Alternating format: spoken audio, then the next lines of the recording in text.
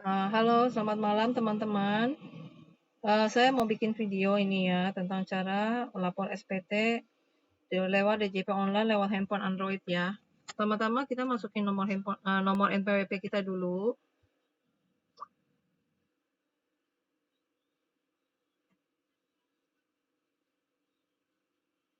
Lalu kita kasih masukkan password. Untuk khusus karyawan Penolik, passwordnya adalah Penolik ya, huruf kecil ya. Lalu kita ikutin captcha-nya.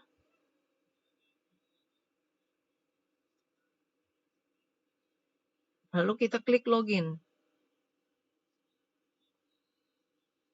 Setelah login, kita klik di 3 strip di ujung kanan. Di situ ada tulisan lapor, kita klik lapor. Lalu setelah klik lapor, kita klik e-filing. Setelah klik e-filing, kita pilih buat SPT. Setelah buat SPT, kita pilih tidak, kemudian tidak, kemudian tidak, lalu dengan bentuk formulir. SPT 1770S dengan formulir kita klik juga.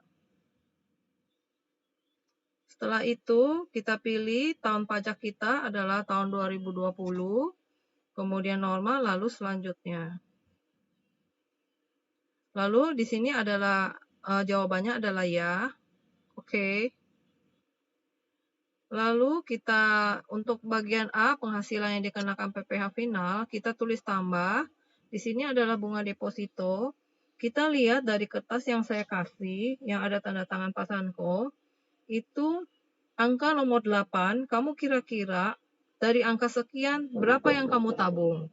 Misalnya, jika misalnya angka di nomor 8 itu adalah jumlah penghasilan bruto itu angkanya adalah 100 juta misalnya atau 50 juta, ambil angkanya kira-kira yang kamu tabung. Harus lebih kecil dari angka yang tertera di angka nomor 8. Jadi saya ambil misalnya 20 juta. Lalu dari 20 juta ini kita kalikan 20%, yaitu 4 juta. Lalu kita simpan. Oke, berikutnya kita lanjut langsung ke daftar harta. Di daftar harta kita tulis harta kita yang kita peroleh sekarang, tahun ini. Oh ya, sebelumnya jika sudah mengisi SPT, kita pilih dulu. Sorry, maaf. Balik dulu. Kita batal dulu. Kita jangan lupa dulu harta pada SPT tahun lalu. Nah, harta pada SPT tahun lalu akan langsung ada dan langsung tertarik ke SPT sekarang. Lalu kita klik tambah. Dari tambah ini kita akan menambahkan harta yang ada pada kita saat ini di tahun 2020. Misalnya adalah tabungan. Tabungan yang tadi kita tulis di sebelumnya adalah 20 juta. Lalu kita tulis 20 juta. Lalu kita bilang tahun perolehannya adalah tahun 2020. Nama hartanya adalah kita tulis tabungan. Lalu tahun perolehan 2020, kemudian angkanya adalah 20 juta. Lalu keterangannya adalah tabungan. Lalu kita tulis simpan. Nah, kemudian misalnya tahun ini kita ada membeli mobil, kita tambah lagi. Kita klik tambah lagi. Kita cari di bawah mobil. Kemudian kita tulis namanya adalah mobil.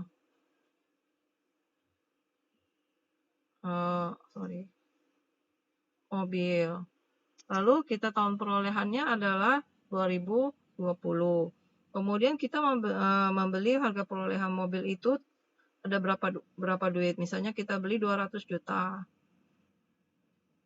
Oke, 200 juta keterangannya adalah mobil. Misalnya Xenia, nomor polisinya B1234. 4 BKK. Misalnya, lalu kita simpan. Begitu seterusnya. Jika ada harta yang ingin kalian tambahkan, silahkan. Misalnya warisan kah, atau misalnya cincin berlian kah, atau misalnya emas kah, terus tulis tambah ya.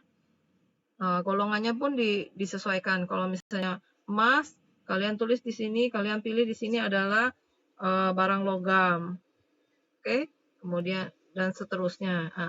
Misalnya harta bergerak, ini adalah logam, begitu ya. Oke, selanjutnya kita lanjut ke daftar hutang. Daftar hutang adalah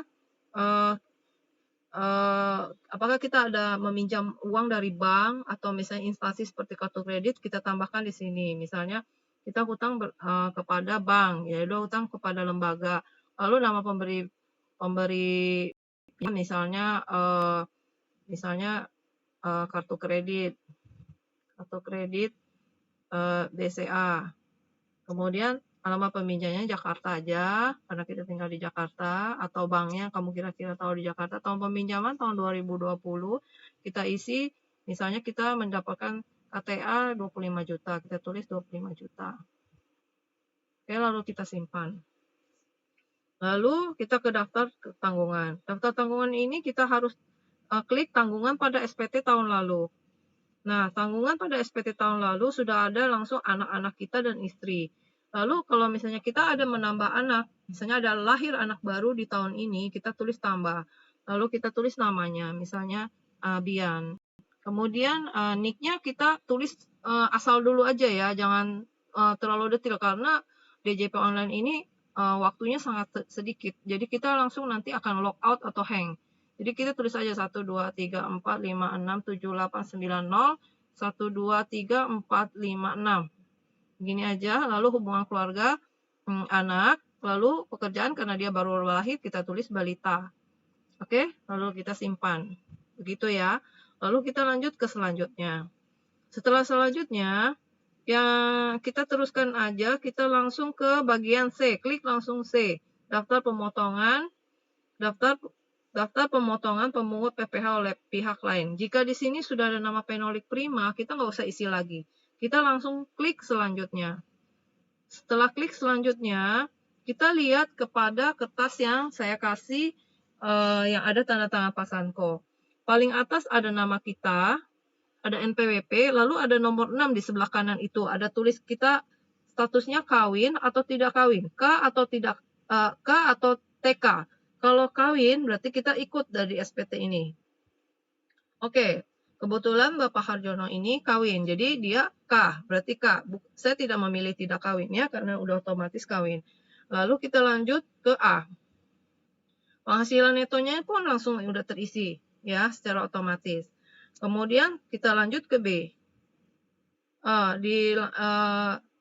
Di B ini ada yang bagian nomor 7, setelah kawin, berapakah anaknya, kita sesuaikan dengan yang kertas yang saya kasih yang ditandatangan Pak Sanko. Jika K-nya itu ada 1, kita tulis di bagiannya di bawah ini kita pilih 1. Jika K-nya ini 2, berarti kita pilih 2. Jika K-nya 0, kita pilih 0. Kita sesuaikan dengan kertas yang diterima dari perusahaan ya, dari Penolik. Kemudian kita lanjut ke C. Setelah lanjut ke C, kita lihat lalu kita lanjut ke D. Lanjut ke D, angka di nomor 13 ini harus 0. Ingat, angka di nomor 13 harus 0. Kalau tidak 0, hubungi saya ya. Kemudian lanjut ke E. Lanjut ke E, kemudian lanjut ke F. Lalu setelah lanjut ke F, lanjut ke pernyataan. Setelah lanjut pernyataan, kita klik setuju. Lalu selanjutnya. Setelah selanjutnya, kita di sini ada tulisan di sini. Kita klik di sini, lalu kita minta kode verifikasi itu ke email atau ke handphone. Salah satu aja, boleh. Ya, diklik aja. Misalnya ke email. Oke. Setelah kita klik OK, setelah kita klik OK, nanti akan ada kode verifikasi. Kode verifikasi itu akan kita masukkan ke dalam kotak ini. Masukkan kode verifikasi. Lalu kita klik kirim SPT. Setelah itu nanti akan keluar tanda puas dan tidak puas. Setelah itu, laporan SPT kita sudah selesai. Terima kasih.